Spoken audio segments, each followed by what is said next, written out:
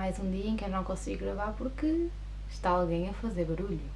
Não dá, a sério, não dá. Ai, meu Deus, vou ter que repetir isto de novo porque, né? Nossa. Olá pessoal, sejam bem-vindos a mais um vídeo aqui no canal. Hoje trago-vos finalmente um caso de crime, o caso que inspirou o filme Scream. Este caso ficou conhecido como o caso do estripador de Gainesville e antes de passarmos para o vídeo, não se esqueçam de deixar já o vosso gosto, portanto parem o vídeo, vão pôr gosto, subscrevam o canal se ainda não forem subscritos e depois no fim partilhem este vídeo com os vossos amigos que sabem que gostam deste tipo de conteúdo. E sigam-me também no Instagram, que é HelenaFreitas17. É bem provável que muitos de vocês já tenham visto um dos muitos filmes do Scream, há vários, e o que muita gente não sabe, e que eu também não sabia, é que o filme Scream é então baseado numa história verídica da qual vos venho então falar hoje. Basicamente este caso fala de um homem que matou várias mulheres, aliás, que se saiba só matou apenas um homem, de resto foi tudo mulheres. E então acho que para todos percebermos melhor a história eu vou começar então por falar um bocadinho dele. Este homem chamava-se Danny Rolling e ele nasceu em 1954 no estado de Louisiana. Eu acho que disse bem o nome porque, né, toda a gente já sabe aqui no canal que eu tenho problema em dizer nomes e cidades e palavras estranhas, ok? Portanto, é isso. Ele era filho de James Rolling, que era um ex-veterano coroado, e de Claudia, que na altura era bastante jovem quando teve, tinha apenas 19 anos. E o casamento entre eles nunca foi muito estável, porque o James batia constantemente na Cláudia e também no Danny, portanto o Danny cresceu num ambiente nada bom, não é?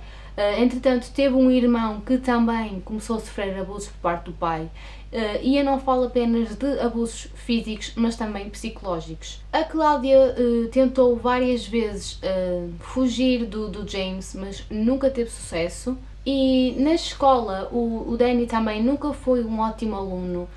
Primeiro porque ele não se esforçava para isso e segundo porque ele reprovou pelo menos uma vez, que eu saiba daquilo que consegui ler e ver, ele reprovou uma vez por excesso de faltas porque ele estava constantemente doente, porque tinha uma saúde bastante frágil. E pronto, para além disso estava sempre metido em confusões e segundo muitos professores dele, ele era um aluno bastante agressivo com os colegas. Portanto foi basicamente assim que ele foi sendo durante toda a sua adolescência.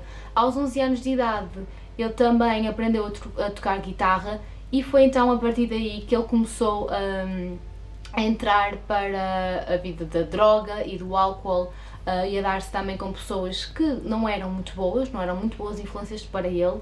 E portanto isto basicamente foi um ciclo que se foi criando e pronto, os problemas começaram então a surgir a partir daí. Entretanto, ele saiu da escola e decidiu tentar entrar para a Marinha, mas não teve sucesso e então tentou entrar para a Força Aérea e conseguiu, só que foi expulso muito rapidamente porque eles apanharam a drogar-se, portanto foi logo expulso. Isto aconteceu em 1972 e pouquíssimo tempo depois ele decidiu ir viver com o avô porque ele não queria de forma nenhuma voltar para a casa do pai por causa da forma como o pai era para ele. Então foi viver com o avô e foi então aqui que ele conheceu a sua esposa. Esta mulher chamava-se Mother Alco e ele apaixonou-se perdidamente por ela e então casaram, tiveram uma filha, mas quando o Danny tinha apenas 23 anos, ele começou a fazer exatamente aquilo que o pai fazia com a sua mãe, que era então abusar dela. Ele espancava-a, maltratava-a e então ela decidiu separar-se dele.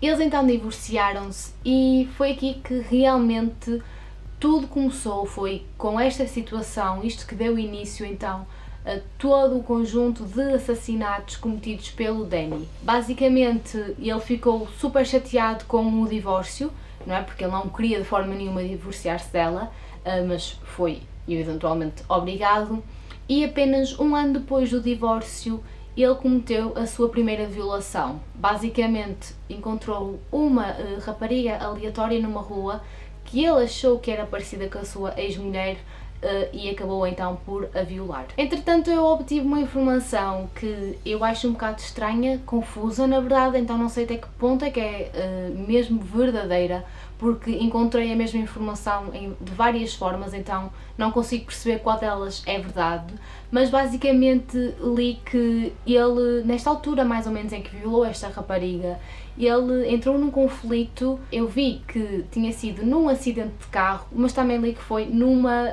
fila de trânsito, que ele entrou em conflito com uma rapariga e acabou por a matar.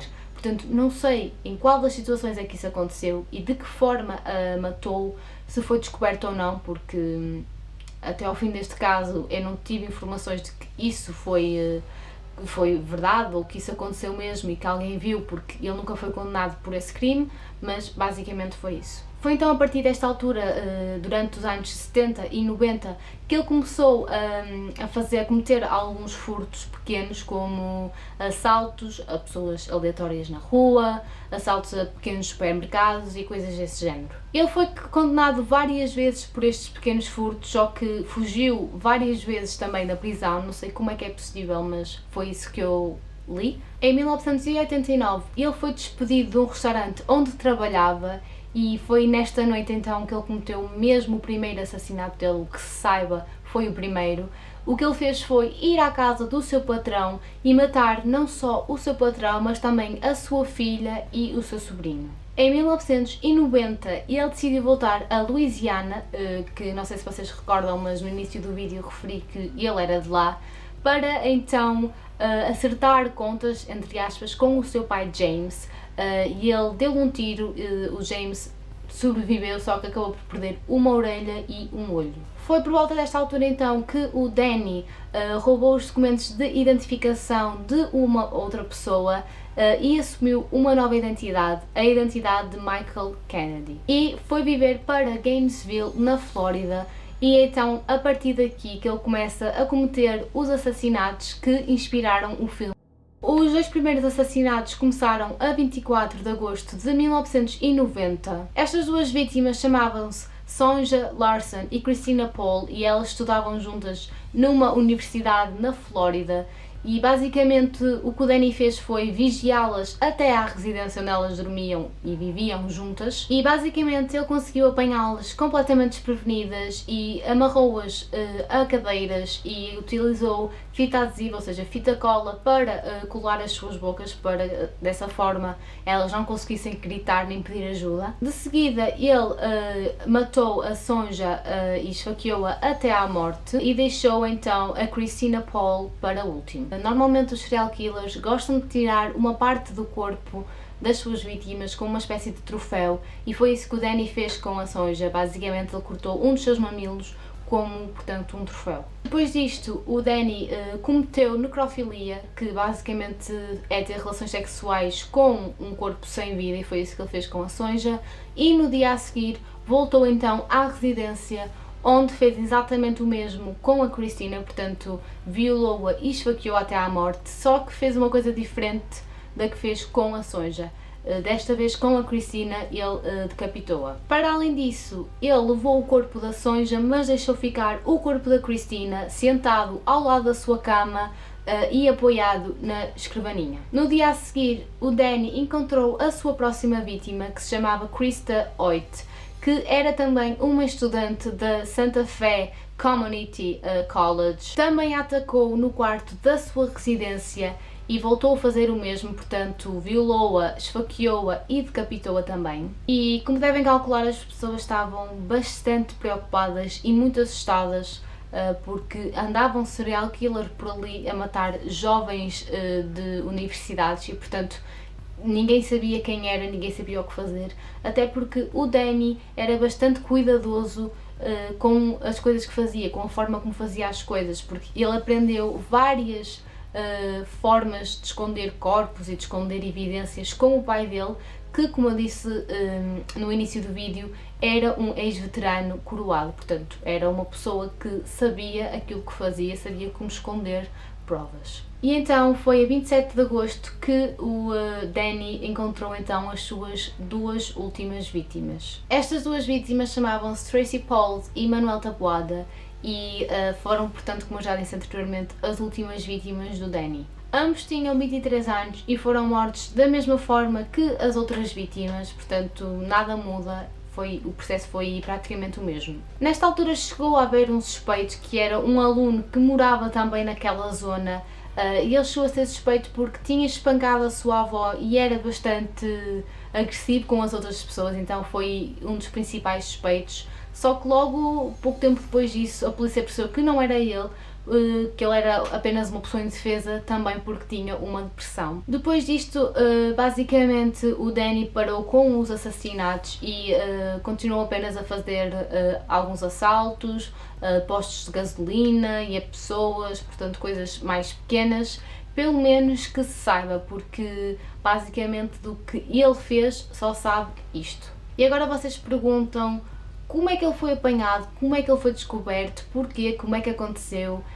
Então, basicamente, só em setembro de 1990 é que o Danny foi capturado, não preso, mas sim capturado, porque basicamente ele assaltou uma rede de supermercados, aliás, um supermercado, há vários, mas assaltou um deles, e a polícia foi logo chamada e então começaram uma perseguição a ele. Portanto, ele ia fugir de carro, a polícia conseguiu pará-lo, e ele acabou então por ser preso por causa disso. Então, quando a polícia o estava a prender, nem sequer imaginavam que ele era então o estripador de Gainesville, portanto só mais tarde é que perceberam, e então vamos entrar nessa parte, na parte em que a polícia descobre quem é que ele realmente era. Basicamente, na altura em que ele foi preso, então pelo assalto ao tal supermercado, a polícia estava a tentar descobrir quem é que tinha morto aquelas 3 pessoas, ou seja, o ex-patrão dele, a sua filha e o seu sobrinho.